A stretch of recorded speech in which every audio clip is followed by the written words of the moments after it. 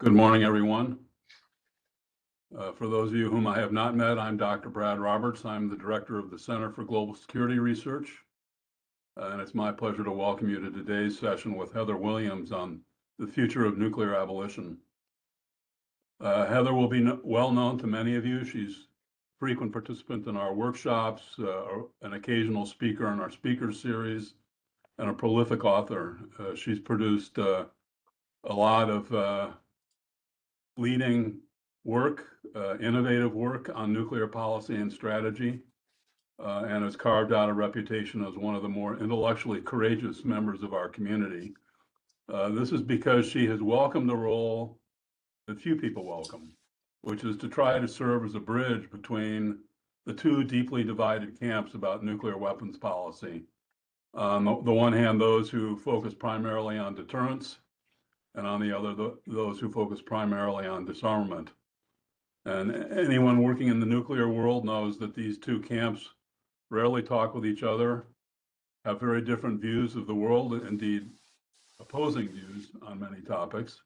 The aspiration to build bridges between these two communities is a worthy aspiration that is often frustrated. But Heather persists and has made some important headway in connecting these two communities to each other. She's here today to talk with us about a monograph she's written that we are publishing that will be available as a CGSR Livermore paper in February. And that topic, that paper focuses on the future of nuclear abolition. I'll leave it to her to describe the scope and structure of the paper and to set out her main arguments. But just to conclude my introduction of Heather, she is currently serving as director of the Project on Nuclear Issues, PONI, at the Center for Strategic and International Studies in Washington, D.C. She's played a central role in revitalizing PONI and bringing it forward into the new security environment. And I think quite a few of you online are familiar with PONI, the leading think tank project on nuclear policy. She serves as a member of the Defense Science Board, that is when the Science Board is up and running. She's an associate of the Project on Managing the Atom in the Belfer Center at Harvard's Kennedy School. She's a senior associate with the Royal United Services Institute in London. Before taking up her current responsibilities, she served as a visiting fellow with the Project on Managing the Atom at Belfer and as a Stanton Nuclear Security Fellow in the Security Studies program at MIT. Prior to that, until 2022, she was an associate professor at King's College London, where she also served as a special advisor to the House of Lords International Relations Committee. She has a PhD in war studies from King's College London, a master's in security policy studies from George Washington University, and a bachelor's in international relations and Russian studies from Boston University. Before I turn it over to her to speak, let me remind you of the ground rules. Her remarks will be on the record, and then the following Q&A discussion will be off the record. Please prepare to join that conversation. Heather will speak for approximately 45 minutes, and then we'll turn to the Q&A. I'll call first on those who raise their hands electronically, but I'll also follow the chat function and try to bring in comments and queries from that line as well as time permits. So be prepared to jump in. Heather, it's a pleasure to welcome you back to CGSR. Thank you so much for making the time to do this. Over to you. Well, thanks so much, Brad, for a very generous introduction. Thanks as well to Mike, Katie, Asmarie, everybody for helping to pull this all together. And thank you particularly to Katie for running my slides, since I just couldn't quite figure that out. And hi, everybody online. As Brad said, my current role is at PONI, Project on Nuclear Issues. So I hope that there are some ponies out there, and really looking forward to a discussion about this topic. As Brad said, this is going to be based on a forthcoming Livermore paper, which is on theories of change, rethinking the ban treaty, and disarmament strategies. And before I dive in, I just want to give a little bit of context and tell you about my impetus for this paper. My reasons for pursuing this project, some of them were noble and some of them were less noble, to be totally honest. The slightly more noble altruistic reasons were that I saw TPNW supporters and detractors really talking past each other. I think, as we all know, the TPNW can be, the nuclear ban treaty can be a really polarizing topic. And I feel quite fortunate that I get to engage with both communities that support and oppose it. But it seemed like they just were talking about different things.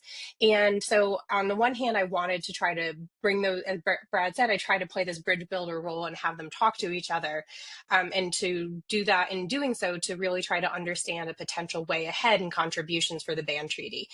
I did have some less altruistic reasons for wanting to do this project, which were I was involved in the humanitarian impacts conferences and the evolution of the TPNW. And I saw the history being written about this treaty. And the history that was being written was largely by TPNW supporters, and some of it just did not match my experience. And part of the effort behind this was a genuine desire to rectify the historical record, or at bare minimum to offer a more balanced historical view of the TPNW's evolution, because that's going to tell us about its future and what it's going to look like going forward. I want to put an obvious qualifier at the beginning here. It seems like a weird time to talk about nuclear disarmament, right? You know, there's everything going on in Venezuela. There might be a return to testing. Who knows about the NPT? But I think that if we, set aside the TPNW as being irrelevant, we do so at our own risk and potentially our own peril. The reasons for that are because the TPNW has huge consequences for extended nuclear deterrence, for domestic pressure on US allies and partners, but also putting it in the context of great power competition, as I hope I'll demonstrate. The TPNW really aligns with Russian and Chinese objectives. And if it continues on its current trajectory without some sort of intervention by the US or allies, I really worry that it could be contributing to Russia and China's broader efforts and strategies. This is going to be particularly true when the war in Ukraine ends. Katie, if we could go to the next slide, please.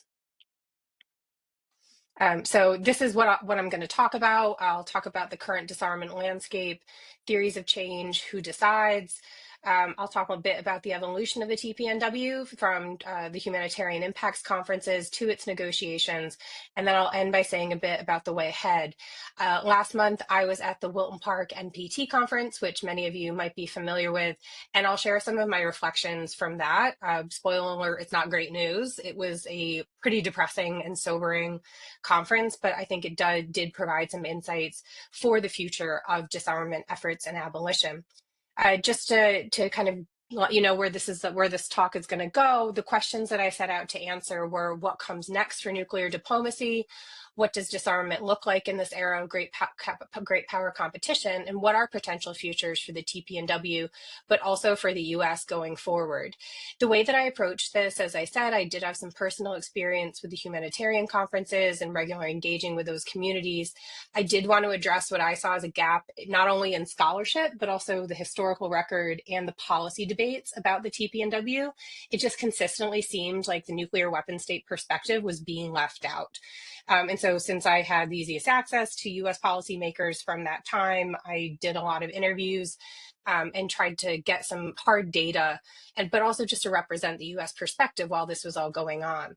I approached this all through the lens of theories of change, which is a bit of a buzzword, particularly among foundations right now, but basically it's just, what are the pathways for reaching a desired end state? And one of the things that I'm going to show is that whether it was TPNW supporters or detractors, there was a shared desire to get to a similar end state, which is the peace and security of a world without nuclear weapons. It was just different pathways for how we might get there. In the process of doing this, as I said, there were some less noble, more selfish intentions behind this project. And this is where, as I go through the talk, there's 3 fallacies about the TPNW that I will hopefully rectify. The first is the fallacy that the humanitarian conferences were always about getting to a treaty or to a convention. That is just not true. It might have been true for some of the civil society groups who were there, but for the majority of states who were leading a big part of that initiative, that's not what it was about. The second fallacy is that the US and the rest of the P5 coordinated or had a coordinated boycott of the humanitarian conferences and TPNW negotiations. My research shows that that is also just not true. It was not a coordinated boycott in the way that it's often represented. And then the last fallacy is that the TPNW community and the treaty supporters are totally removed from the security environment. And I'll show how that's also not true, and how the TPNW is becoming a bit of a tool within great power competition and being kind of subjected to some of those tensions. Next slide, please, Katie. To give you my bottom line up front about what the research found. So there were three main trends that I found in the evolution of the TPNW, and these are going to be really important for the way ahead of the TPNW. And I'll say a bit about what if the TPNW continues on this trajectory, but what are some alternative pathways that it might pursue. But the three biggest trends, the first is that nuclear possessors were very intentionally excluded. As I said, this wasn't necessarily a boycott, rather they were it was very much by design that they did not participate in a lot of the activities leading up to the TPNW itself. The second main trend was the legal gap focus. The legality in international law was prevalent throughout this whole this whole period around the TPNW, which obviously points towards continued legal efforts like challenging the ICJ advisory opinion going forward. And the last major trend was an unprecedented role for civil society, particularly ICANN, that also could have some really big implications for the future of the TPNW. Other main trend is that, as I said at the beginning, TPNW supporters and detractors, they're often talking past each other. That's because they just have totally different theories about how we will get to nuclear disarmament. Each one of them has its own logic. Each one has strengths and each one also has weaknesses. If you are familiar with my work, or as this talk goes along, it'll probably become clear which of these theories I think has a stronger case, but it still has some flaws to it. And so with that, I want to point to a need for a new theory of change in the changing security environment in particular, but also due to weakening of institutions, the likely risks and potential failure of the TPNW, we just need a new way to think about disarmament and disarmament trajectories in this environment. Next slide, please. So in this section is where I'll talk about the disarmament landscape and these theories of change. So next slide. In terms of current disarmament challenges, these are probably really familiar to everybody, so I'm not going to linger on them too long, but if your goal is to reach, is to get to the peace and security of a world without nuclear weapons, or working towards NPT Article 6, which calls for general and complete disarmament, or even just the negotiation of some sort of disarmament, it's not looking great. There's a lot of problems. We see expanding arsenals, the breakdown of arms control agreements, lack of arms control partners. The Biden administration notoriously made multiple efforts to engage with Russia and China. And while there was one set of dialogues with the Chinese, we just haven't had willing partners from Moscow or Beijing to take forward the arms control project.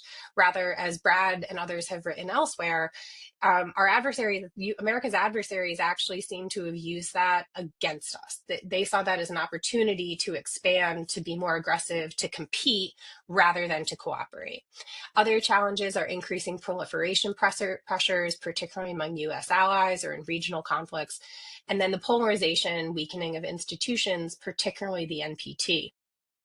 As I said at the outset, though, I don't think we can ignore disarmament. We can't just say, disarmament is this project that we're just going to deal with later. This is a moment for deterrence, and that's the only thing that we can focus on. That's a false choice. It is not a hard binary like that. I do agree with the argument that deterrence needs to be the top priority right now. We can leave the door open for arms control and disarmament, but we can't ignore them altogether. The reasons for that are, if you do that, then you are essentially kind of just undermining the NPT, and a more proliferated world, I do not believe is in America's interest. More disordered nuclear world is also not in America's interest. We made that order. We made it to serve our interests. We shouldn't just abandon it so quickly. And so that's one of the reasons. The other reason that we can't just ignore disarmament and put it in a corner and pretend it doesn't exist is that nuclear diplomacy is increasingly tied to great power competition. And one of the trends that I've noticed, particularly in the past 5 to 6 years, has been been the uptick in disinformation by Russia, but particularly by China. But the really concerning trend is that that disinformation is catching on.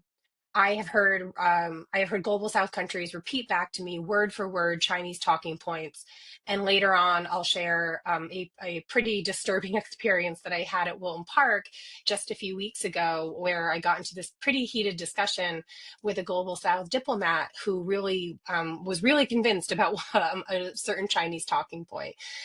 So that's all to say. There are the challenges, but it's also why we can't ignore the problem. Next slide, please. So what are the different theories about how we might get to nuclear disarmament? The first is the TPNW's theory of change. I refer to it here as the stigmatization model. It's also sometimes called the slippery slope. In the paper, I refer to it as the delegitimization model. For this, stigmatization just seemed a little bit more memorable. But you can see here, this is the theory behind the TPNW. The idea is completely change the narrative of how we talk about nuclear weapons, how they're valued, stigmatize them, treat them the way that we talk, or talk about them the way that we talk about chem or bio or genocide even. That therefore delegitimizes policies around them and eventually could lead to their elimination. The drivers of change for this are bottom up. This is something that is directly targeted at democracies because you're trying to target publics, civil society, activist groups, not a ton of anti-nuclear activist groups in Russia or China. So you are inherently going after the democracies largely in Western Europe. And so that's a bottom-up movement, but it is also this ideational reframing. That's a phrase from Rebecca Johnson, who's been heavily involved in the TPNW and other disarmament efforts. And it really is just changing the way that we talk and think about nuclear weapons more broadly. So obviously this is a more societal kind of normative approach to these things. It is based on the legacy of the landmines and cluster munitions. The change in membership of landmines, I think, has the landmines and cluster munitions conventions, I think, has led to a little bit of a reckoning among the TPNW and saying, oh, maybe that theory of change isn't quite as successful long term as we thought. But for now, this was the kind of approach towards it. And the thing that makes the TPNW really different as a theory of change is about who drives it. It's the argument that civil society and non-nuclear weapon states are going to be the one to create this change, that they're going to create that bottom-up pressure along with a core group of states. In the case of the TPNW, I'm guessing everyone knows this, but that core group of states is mainly Mexico, Austria, Ireland, New Zealand, South Africa. There's a few others, but that's kind of the main group of them. I put that picture there. I don't know how clearly it's coming through. That is, yeah, these are words I never thought that I would use in a professional talk, but that's a robotic weasel. And that was at the UN. I believe it was for the open-ended working group in 2016. And the reason is because one of the civil society actors that supported the TPNW is called Wildfire. It was this one guy, Richard Linane, and he started referring to U.S. allies under the nuclear umbrella as weasel states. And he used this in all of his kind of material that he put out. It was a really different way of communicating about nuclear issues back in the mid 2010s. And so for the OEWG and at the UN, they brought this giant mechanical weasel that people could have their picture taken with. It's memorable. It gets the point across. Next slide, please.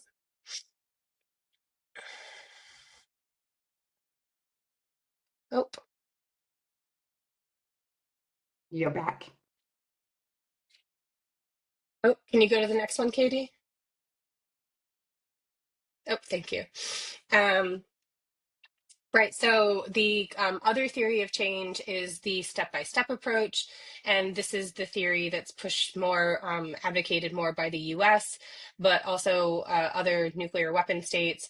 And you can see here the logic chain. This is probably very familiar. It's the argument that in an improved security environment, there would be reciprocal reductions that would ultimately lead to elimination. Compared to the TPNW, this is a very top-down approach. So it starts with the states and then gradually works its way down. continuing on, I was talking about, I covered the first theory of change, which is the TPNW's model, which is stigmatization, delegitimization, and just getting into the other theory of change, which is advance advocated by the US and nuclear weapon states. And there's a pretty good historical record for this one. The argument behind that was that you have this change in the security environment, change in strategic requirements, you can reduce, you can have reciprocal reductions, and that can then lead to a reduction in numbers. And obviously the great case for this is the end of the Cold War. START, INF, so that's kind of the model going on there. As I said, this one is also very top down, and less of a wider role for civil society and activists. And so just to very quickly kind of juxtapose these two theories of change and the side-by-side comparison of what they would look like and how they, in theory, could each contribute to disarmament. So under the stigmatization model, that one is bottom up. It's driven by norms. It has a good case of non-nuclear cases, such as the landmines and cluster munitions conventions, and it's also led by activists. The other theory of change, top down, driven by security environment, really rooted in and focused on nuclear possessors. So this is a picture that I actually took at the first Humanitarian Impacts Conference, which was hosted in Norway. And that's a picture of what happens to the eye, a human retina, if it looks at a nuclear explosion. And this really gets after addressing, I'd said I would address what I saw as 3 fallacies about the TPNW, and this is the first one. It's that these conferences were always going to lead to a treaty or a convention. It really depends on who you talk to.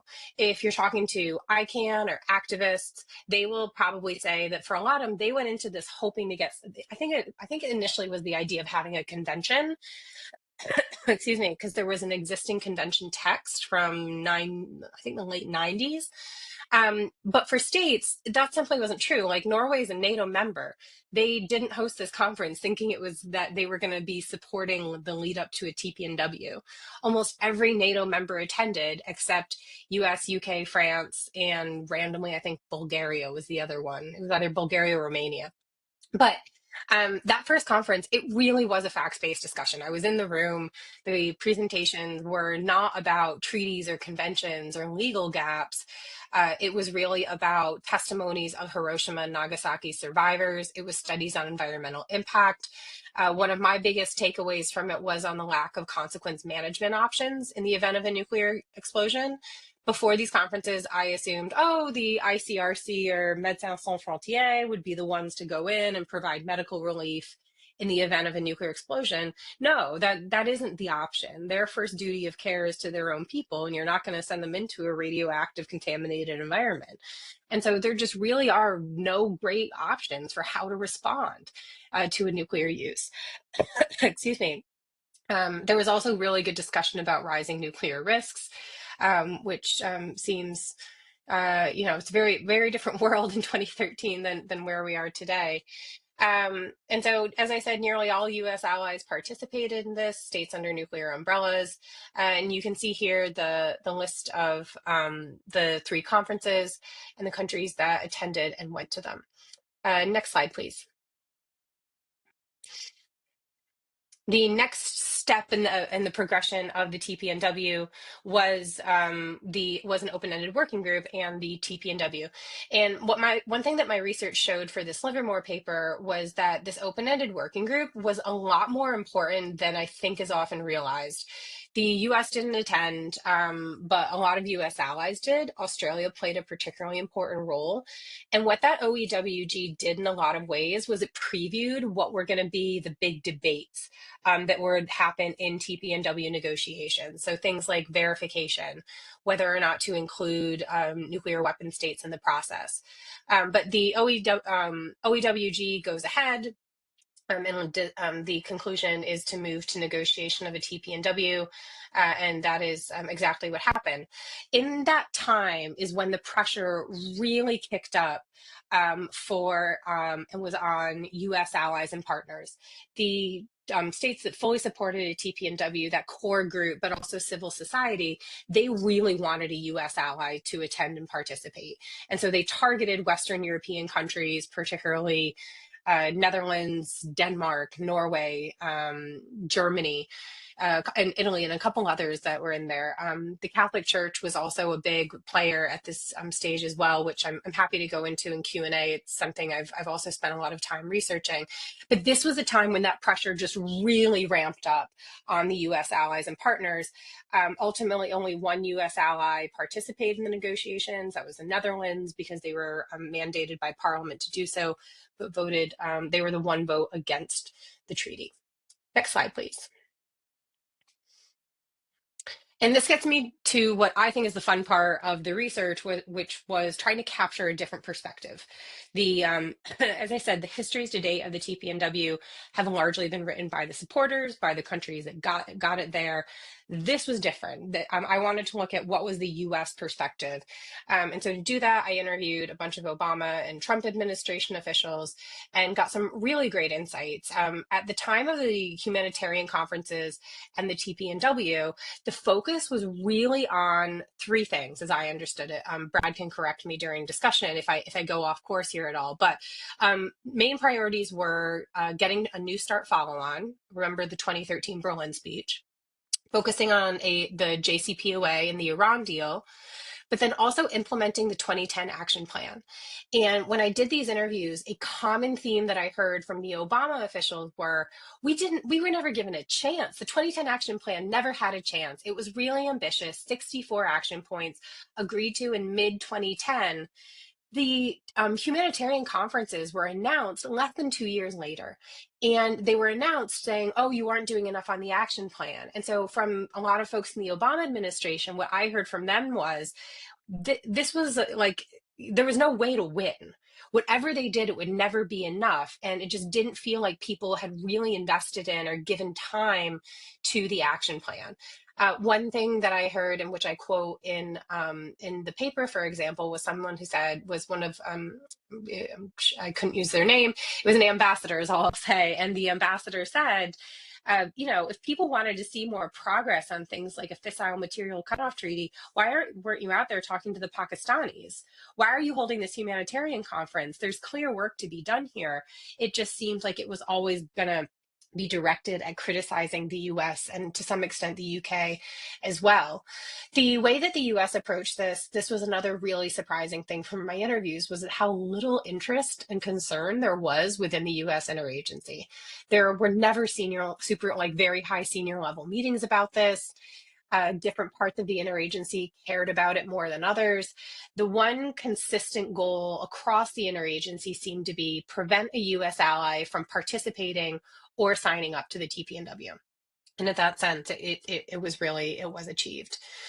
This is where I want to address the second fallacy in the history of the TPNW, and this is probably the more controversial one, but there does seem to be this conventional wisdom that the US and the rest of the P5 had a coordinated boycott to not attend these conferences.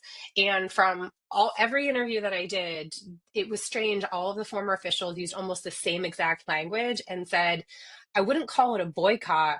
We just all agreed it wasn't a good idea for any of us to go. And so I wouldn't say it was coincidental, but there was a shared, like, they each had their separate interests, and it just happened to be shared and it happened to overlap.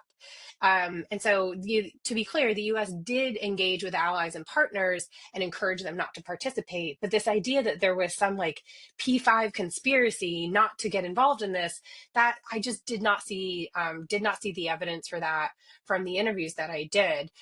With that said, some of the P5 were much more opposed to the TPNW than others, particularly the French and the Russians. But really, it was just, it wasn't necessarily boycott. It was, none of us wanted to go.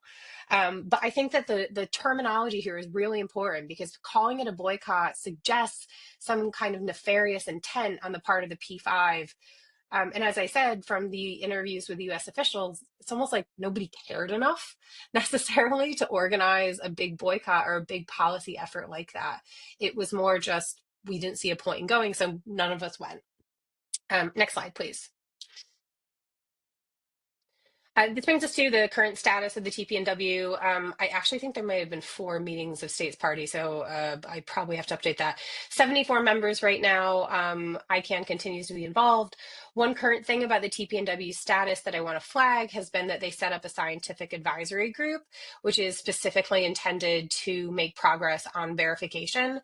The TPNW's lack of verification is probably the biggest criticism of the treaty, and so they're trying to address that head on.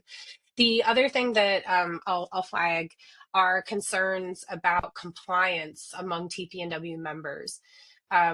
By my reading, at least 3 members of the TPNW are in non-compliance with their obligations under the treaty. That includes Kazakhstan, which hosts the Russian missile test site, and the others are states in the Pacific that are in compacts of free association with the United States, such as Palau. Because of their agreement, because of the nature of the agreement and signing up to treaties when the US is ultimately responsible for their security and defense. So I'll just say the TPNW has internal work to be done. They are very aware of it, as I understand.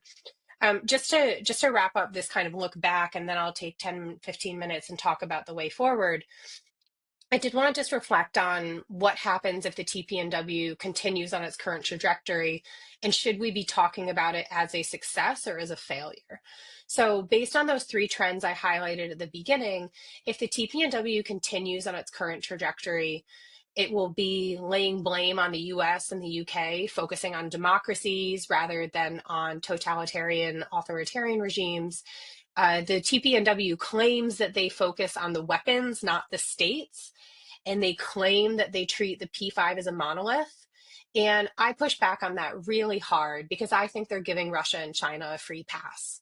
So that is not treating them as a monolith. That is not treating them symmetrically. It is being biased and doing the bidding in some cases of Moscow and Beijing. And I realize that's a really strong statement, but I think there is a for that. The other thing we can anticipate with the future of the TPNW, if it continues to pursue legal mechanisms, it would be challenging the ICJ advisory opinion from 1996. And then the last would be continuing to rely on ICANN. And in the next section, I'll go through the risks and opportunities of this approach.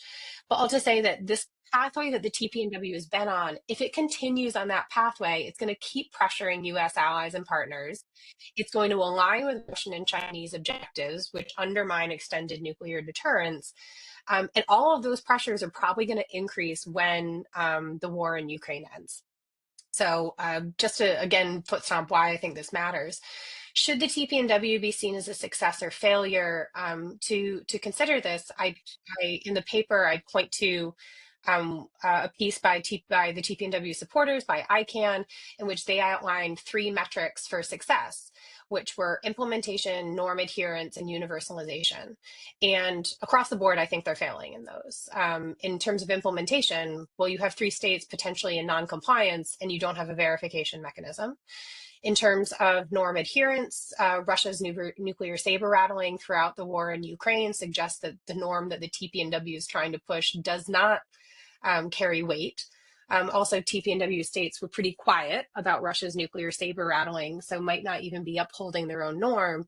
And universalization, they're at 74 members. No nuclear possessor or state under nuclear umbrella has joined.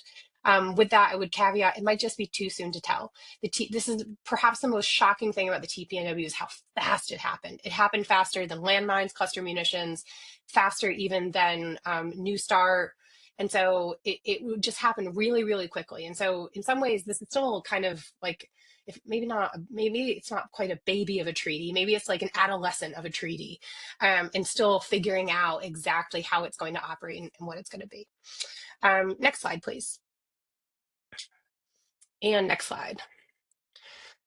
So here's where I will start kind of winding down and looking more ahead into the future. So I point here to what are the decision points for the future of the TPNW, and those 3 big questions that it has to consider. And I'll quickly go through some pros and cons of its options. So if the TPNW decides to stay on its trajectory and claim to treat the P5 as a monolith, saying that they're focusing on weapons rather than on individuals. I do not see this narrative working for them much longer. I'm already hearing a lot of countries and civil society groups push back on this. Accountability is probably the theme going into this review conference. And that means holding not just the US and UK accountable for whatever, such as, potentially returning to testing. It means holding Russia and China accountable for the expansion of their arsenals for nuclear threats. And that is a trend I've noticed, particularly in the past 6 to 12 months, have been that push on accountability. So all to say, I just don't think that this position of blocking and keeping and trying to blame the US and UK and not engaging whatsoever with security, with nuclear possessors, I don't think that that's going to work for them much more going forward. In terms of the legal mechanisms, as I said, my bet would be that TPNW, when the war in Ukraine ends, if they can get a few more members, they'll go back to the ICJ. That's really risky because the ICJ might not vote in favor of the TPNW, and then you have kind of closed the door in some ways on returning to that. But what I think is going to be one of the biggest challenges, and is a challenge already for TPNW members, is how to engage with ICANN. ICANN obviously got the TPNW a lot of support. It was integral to to getting to an actual treaty. Excuse me. And for a lot of states, that relationship is really important. It's like the foundation of the treaty itself. However, ICANN is pushing a very strategic, specific, pretty absolutist message. And they've been really good at it. From their perspective, they are doing their job. But if the TPNW wants to evolve with the security environment, that message might not serve its interests going forward.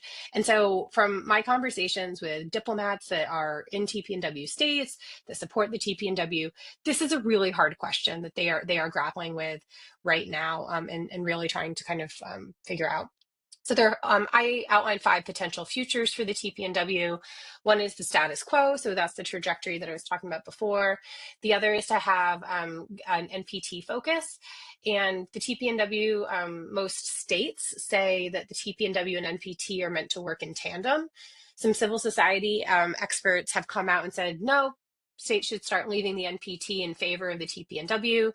But the TPNW could double down on the importance of the NPT and talk about how the TPNW will strengthen the NPT at this moment of crisis. That's one option. Option 3 is returning to the humanitarian impacts routes. This is the way ahead. If anyone from the TPNW asked for my recommendation, this is it.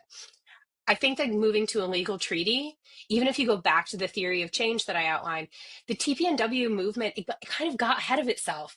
It got so much momentum. It moved so fast that it really rushed through that stage of humanitarian facts-based discussions and changing the narrative. I don't know how much the narrative actually changed. To be sure, more people talk about humanitarian issues. I don't know many people whose opinions have changed about nuclear weapons because of that movement. And so I think to some extent it's the movement could say, do you know what? We're going to take a step back. As nuclear risks are rising, we want to focus on bridge building and increasing education and awareness around humanitarian impacts issues. And in that sense, you're keeping the treaty alive, you're keeping the treaty really relevant, and you are just reinforcing the foundation behind it.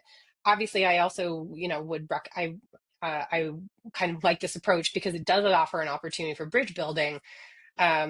Most TPNW supporters have rejected the idea of bridge building, so I'm not optimistic, but that would be Heather Williams's recommendation.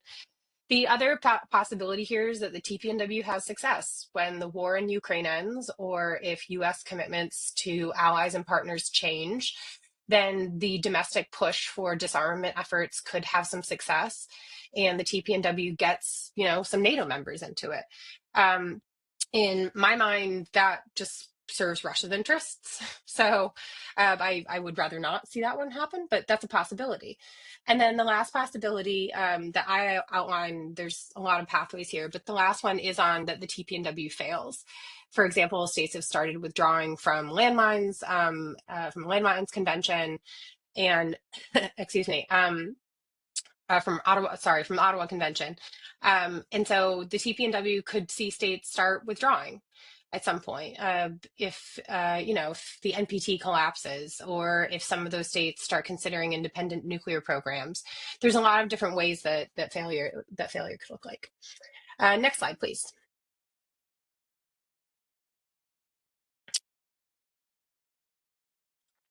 Excuse me.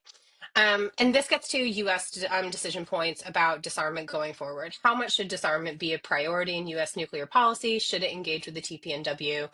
Obviously, we're all still waiting for the NDS and nuclear policy. I've just listed here what I think would probably be 5 priorities for U.S. nuclear policy.